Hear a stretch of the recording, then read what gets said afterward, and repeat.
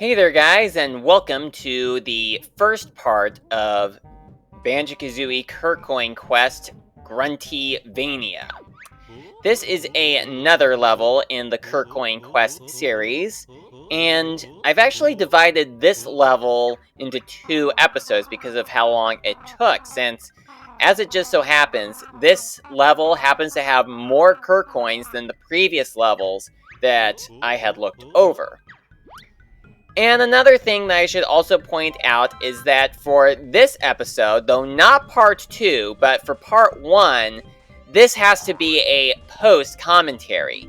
The reason for that is because I recorded this episode, and I actually had a live commentary, but then after I finished with that episode, as I was saving the audio for the commentary, Firefox crashed, and it deleted the recording. So I had to go and do a re-recording, a post-commentary, in order to have there be a commentary. So it's quite unfortunate when this sort of thing happens, but, you know, it just did.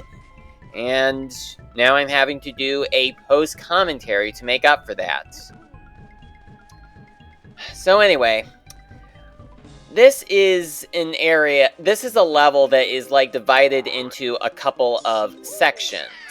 And there is that poll that shows the different sections of the different areas in the level. And here we are going to be going over to the first of these areas. And this right here is a hill that kind of reminds me of the hill from Conker's Bad Fur Day for Count Batula's mansion.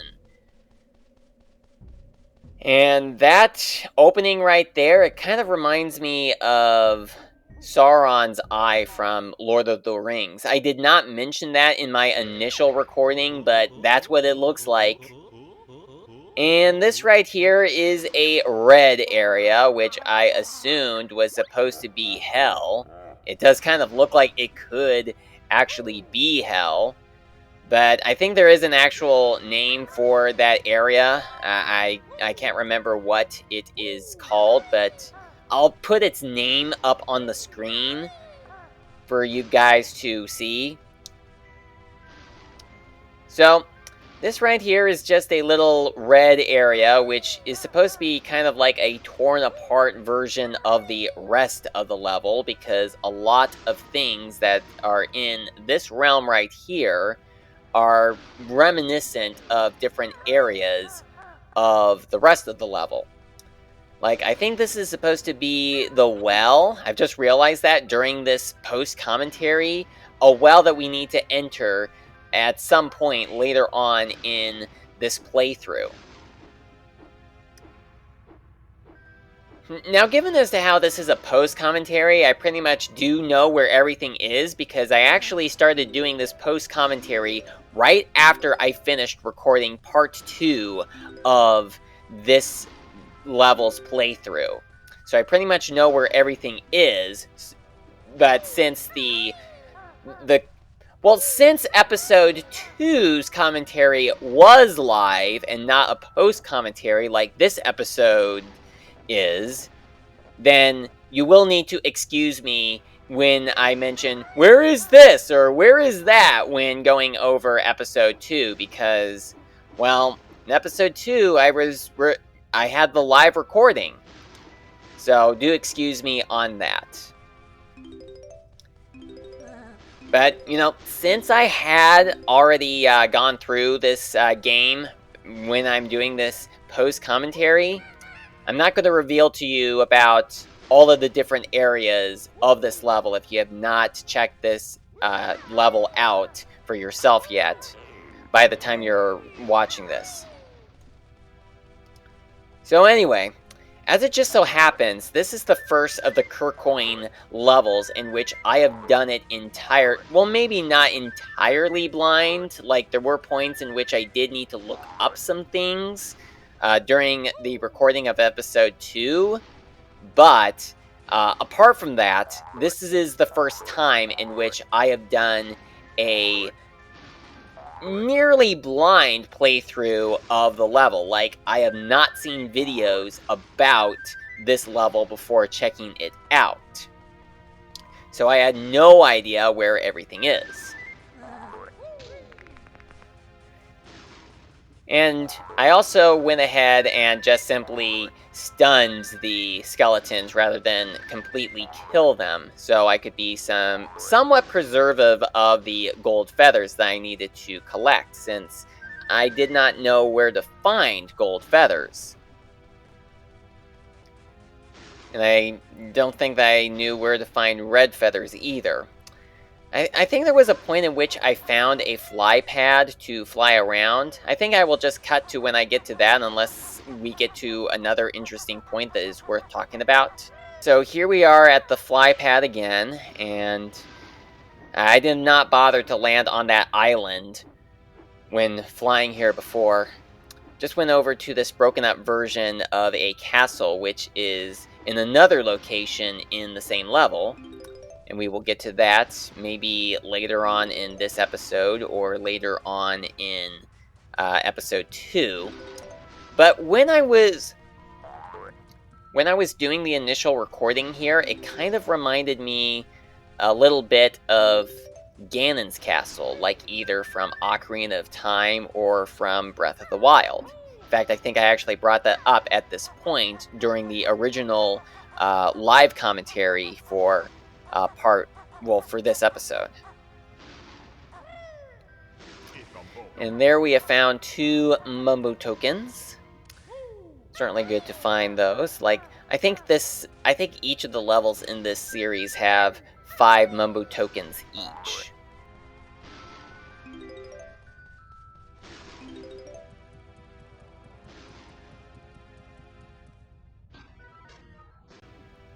Okay, I had no idea what I was doing, just standing there, but now I'm going up to here and shooting eggs at the whip crack, and going to press down on this witch switch. And it opens up the gate to that castle, which is the full version of the castle that we are currently standing in. Now, something that I had also noticed during the initial recording of this was that there were quite a lot of, well, the area was mostly red, but the collectibles, as well as the switch, and also the beehive that we find in this level, are not affected by the change in the color of this area. And there are a couple of things that I overlooked when I was in this area the first time. So you will need to excuse me that I missed those things. I did get them in episode 2, but if there is like, oh, you didn't get this, that's underneath the castle, or you didn't find this on this floating island, I did find them, just not in this episode.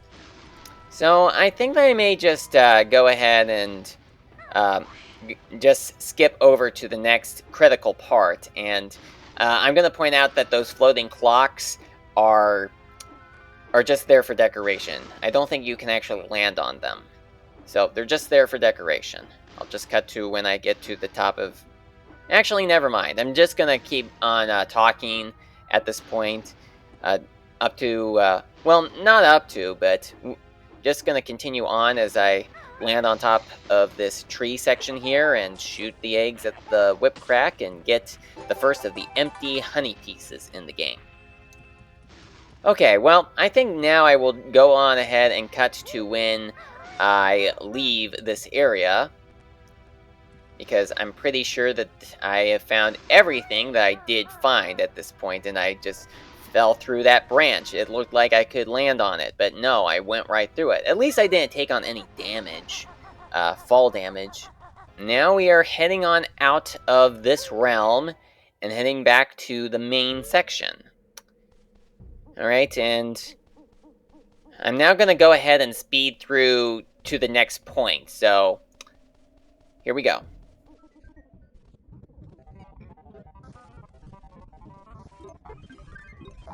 So I just broke down the gate that leads to the castle, And I think that the next place that we are going to is the well area.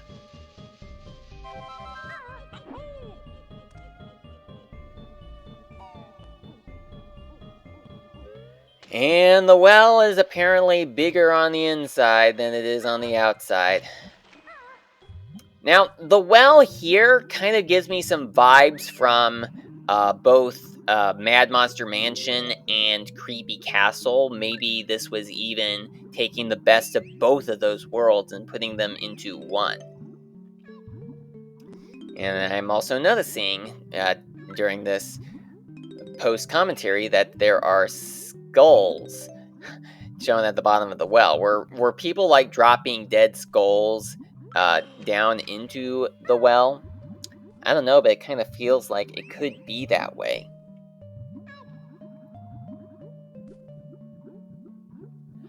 And right here, there is a giant bucket that has a Kurkoin that I can't get to right now. And I did hear the Jinjo's voice at the top of the bucket, and there he is.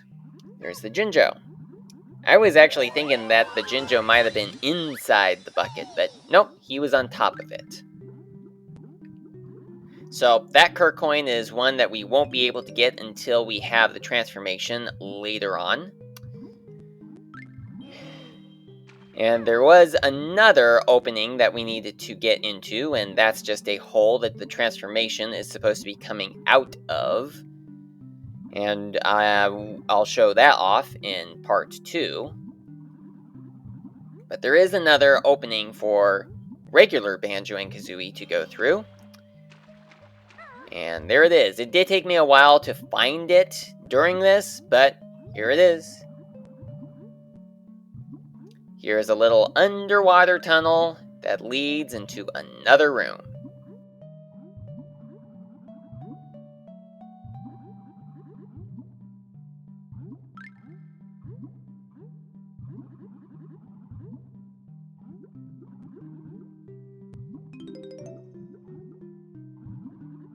So here we are in this other room. I think it's supposed to be some sort of an underground tomb based upon what you're going to see next.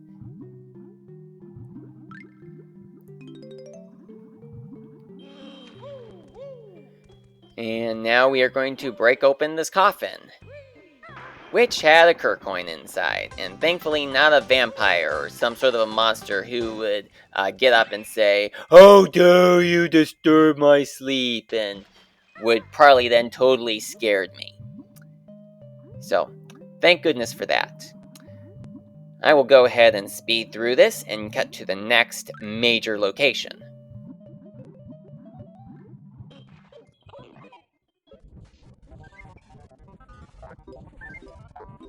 So now we are in the pumpkin garden. Pumpkins scream in the dead of night. Yeah, I'm kind of wondering if that scarecrow with the pumpkin head is supposed to be reminiscent of the scarecrow that we see with the pumpkin head at the beginning of, what was it? The Nightmare Before Christmas.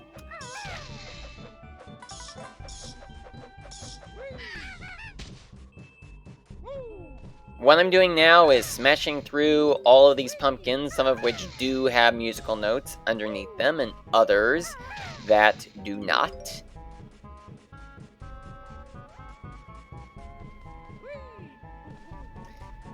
And now I am going over to this end, I think, to see if there's... No, actually, I just went to kill that Ripper guy.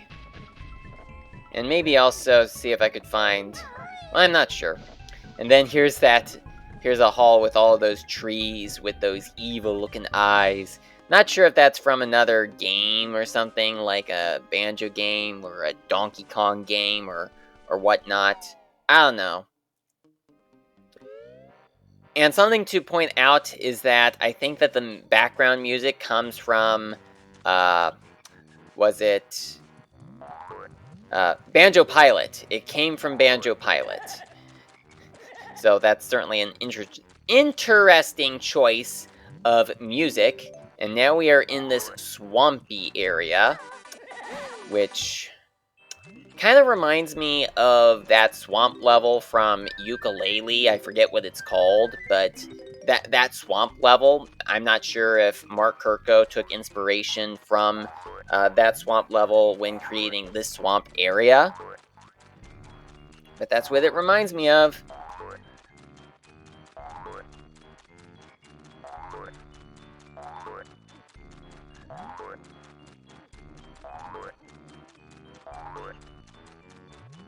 And this is also where Mumbo's hut in this level is, although I'm not going to be using the transformation until the second part of this Let's Play, this level. So we'll check that out next time. And now I'm going over here to smash this hut. And thank goodness that ghost did not ruin it for me. Now to use the spring shock pad to get up to the tree. Now, I went ahead and used the Rat-a-tat Rap to get up there, but after playing through this level a bit more, especially considering that I had to get up to that section multiple times for a jiggy that I had found very late into the playthrough, and I needed to get up here multiple times in order to get it. I bet you guys can guess what it is if you have played through this.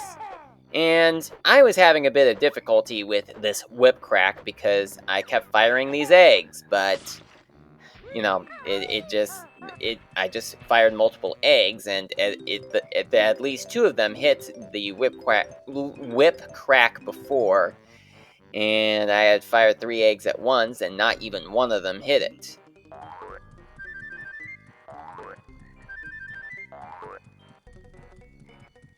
Okay, so continuing on through here, I'm gonna fire eggs at this whip crack, going into the first-person view to get a better view of it.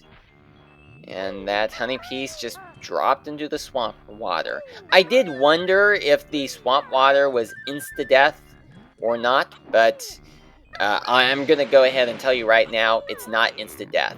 It's piranha-infested water. And up here is where we find another Kurkoin. That's pretty great. So now I'm collecting these other musical notes, and there's another whip crack that I need to fire eggs at.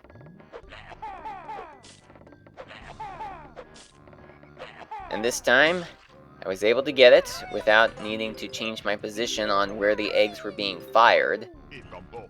And now I'm back down on the ground where I'm going to be entering this...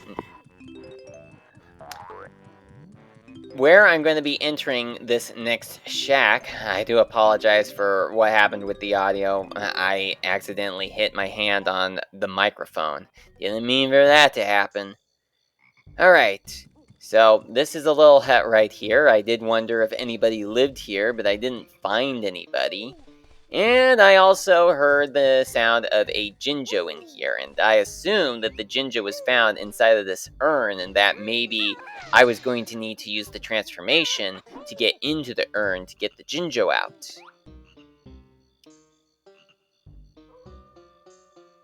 So, at this point, I just looked around for a while, and I think after that, I just decided to end off the episode. And there's Toots from Gobi's Valley, as well as also in King Jingling's throne room. This right here was just me trying to look through the pot to see if I could find the Jinjo that was inside of it, since I assumed that this was where the Jinjo was. But I was not able to look through it. I was not able to see if there was anything inside of it, and I then tried firing eggs at it to see if it would break open with eggs. And then I tried using the Beak Buster. That didn't work either. And I also tried breaking open that barrel. Okay. Well, I think that this is where this episode is going to end right here. It was quite unfortunate that my initial recording just did not save, and that I had to do a re-recording with a post-commentary. But thankfully... Episode 2 will have a live commentary, which I've already recorded by the time I